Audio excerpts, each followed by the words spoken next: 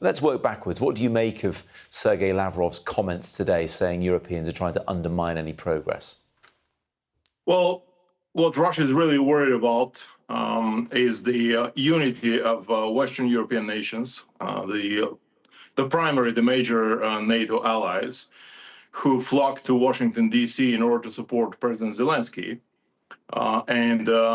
This way, the Russians really looking to divide and disrupt the formation of any meaningful alliance.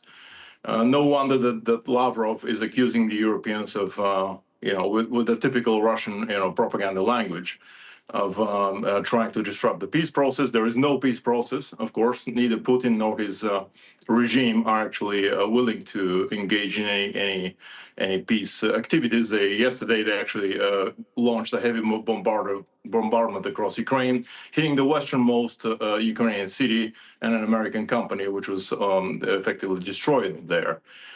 So the root causes effectively a propaganda mantra that the Russian leadership has been using to try to accuse both Ukraine, NATO, and Western Europe for somehow provoking the war. The root causes of the war is Russia's imperialism that tries to extinguish the existence of an independent and sovereign Ukrainian state.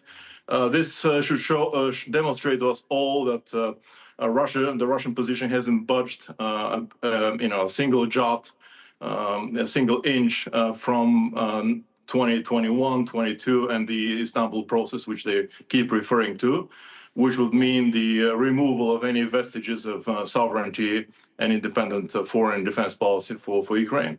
But some of the European leaders, not least German leader, French leader, wanted to discuss a ceasefire when they're in Washington, D.C., something that Donald Trump doesn't necessarily think needs to happen.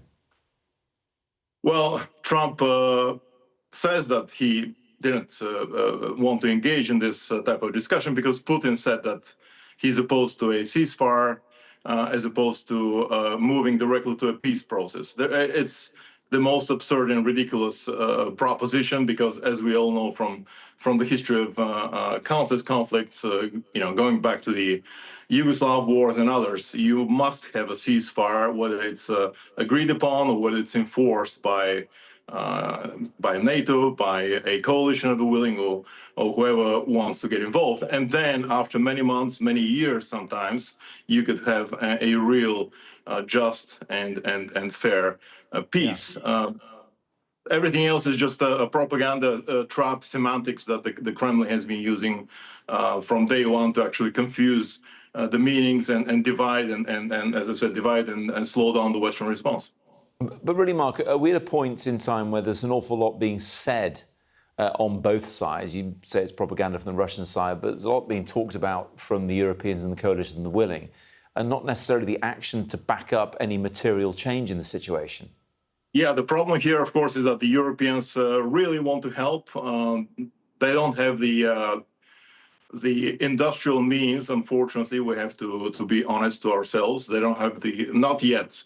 Europe is waking up, of course, Germany and others, trying to rebuild their defense industries. But at this point, without the supplies of American weapons, and not only that, but also intelligence, targeting data and others, the Europeans would not be able to fully kind of fill the gap of a meaningful, in creating a meaningful cohesive Western response. That's the problem that I see. And Donald Trump did talk about a US security guarantee. Details of what that is and how it might work seem to be scant. And the Russians have responded saying that if there's any discussion of a security situation in Ukraine, they need to be part of that discussion as well. But again, no genuine movement forward with what that could look like, how it might bring an end to the war.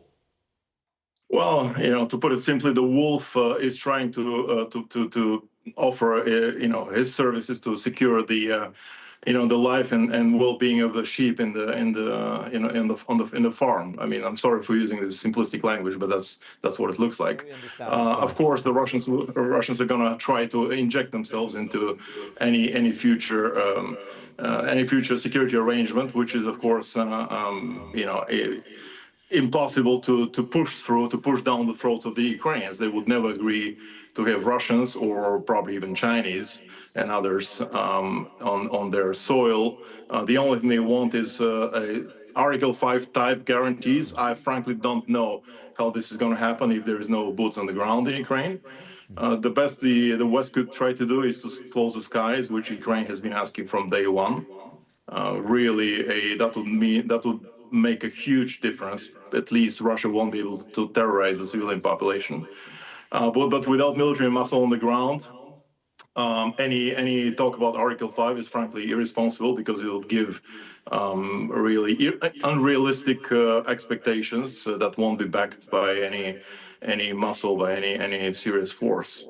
Yes. Look, Mark, just to finish off, obviously there's been a lot of focus on European allies, coalition, the willing US, and obviously Volodymyr Zelensky of Ukraine. Just to finish off, though, what about the other approach? We've seen Donald Trump threaten India, for example, with tariffs to punish it for buying Russian goods. What about the back channels to China as well? Surely they could play a big part in this, bringing about the end of this war.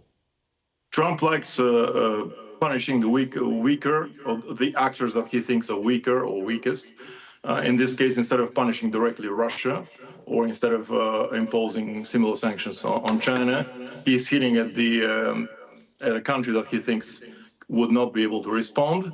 And it's also upending of course, a quarter of a century of American foreign policy, trying to bring India into the fold as a democracy, and to try to decouple them from China. By doing this, Trump is actually most likely going to push them into the BRICS fold, into the arrangement that's run primarily by Russia and China. And you may have seen the news today that India is not giving up on Russian oil. Why would they?